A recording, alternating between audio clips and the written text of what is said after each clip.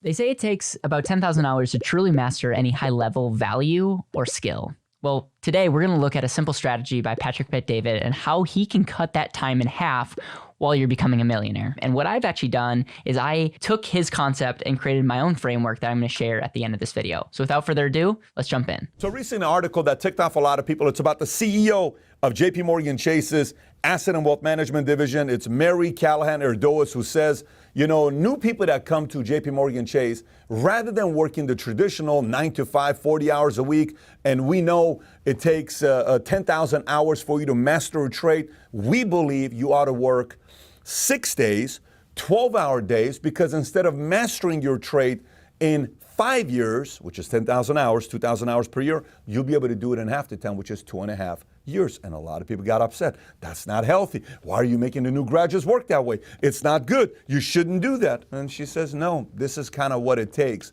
If you want to condense, keyword, time frames to learn what somebody learns in 5 years, in 2.5 years. Some people use the word, chunking for this. There's a lot of different words that you can use for it. But the point is this a good model? I give you my opinion.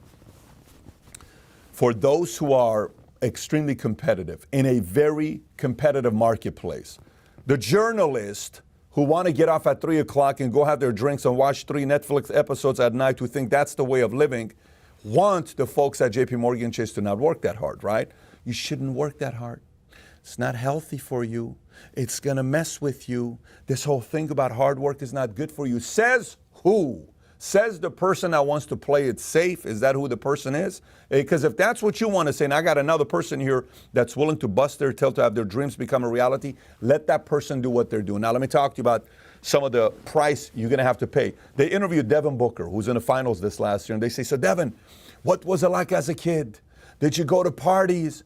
Did you do this? Did you do that? Devin's like, I don't even remember ever partying when I was growing up. He says, here's why. He says, I had practice in the morning before school started.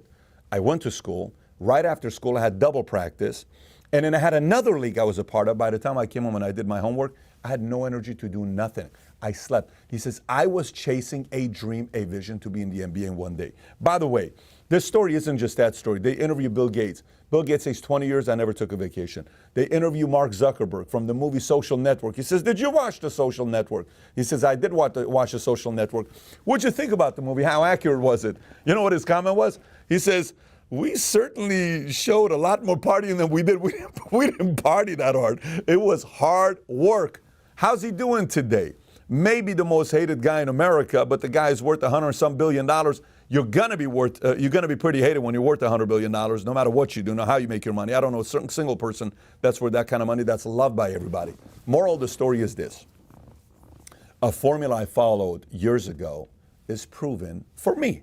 You may not like it if you're a journalist working for New York Times. This may upset you, but it works for those who want to accelerate their speed of learning, mastery, and competing with the big boys in the industry. It's essentially the great equalizer of going up against people that have a lot more experience than you do. You ready? It's very simple. You may miss it. It's simple. Number one, outwork, out-improve, out-strategize, and outlast.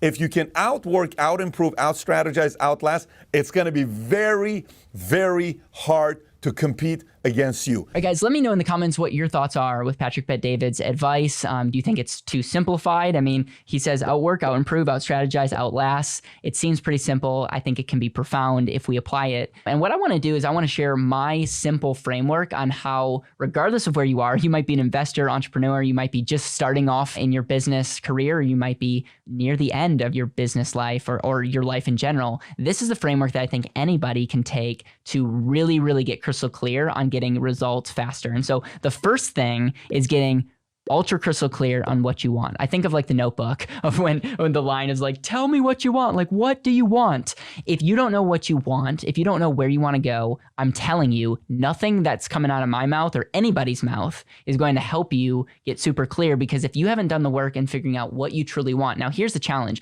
A lot of times people think they want the job. They think they want to be successful in business. They think they want X, Y, and Z, but what they really want is something deeper. Usually it has something to do with identity. Usually it it has something more than just money and status. But you got to get really crystal clear on what that looks like. And we call this at BetterWealth your intentional life. Get really crystal clear and like, what does that look like? Because I agree with Patrick Bet-David. Once you get crystal clear on that, we need to do everything we possibly can to make that a reality.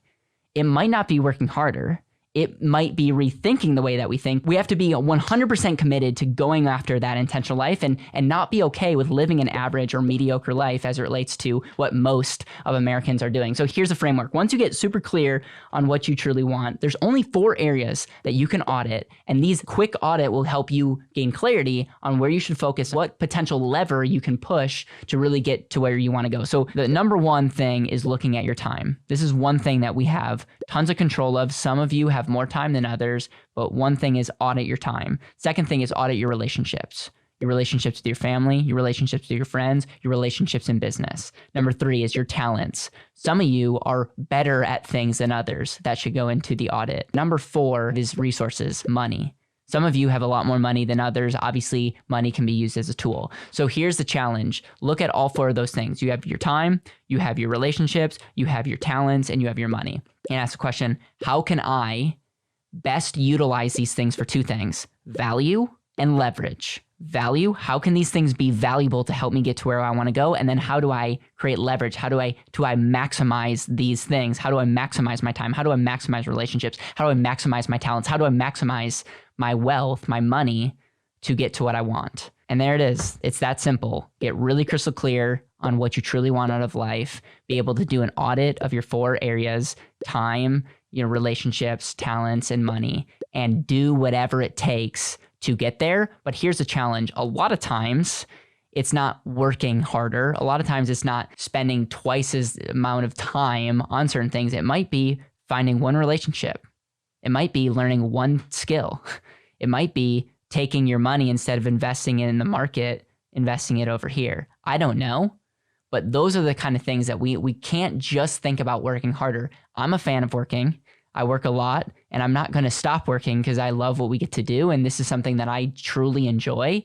And I feel like this is part of living intentionally for me, is really figuring out the ability to make great videos and create a movement and build companies. Like, this is what I love to do. But just because that's what I love to do doesn't mean that's what you need to do. And so here's the challenge. Do an audit, get really crystal clear. Tell me in the comments if this mini framework helped you. If you enjoyed this video, I would encourage you to check out my video on Naval and how he thinks about money. He actually came on Joe Rogan, talked about his wealth framework, and I took my favorite 10 tweets and broke that down. So make sure to check out that video. And if you enjoy these videos about money and how we think, it would mean the world if you took time and subscribe to the channel so that you can watch more of these videos. Take care, and we'll see you on the next video.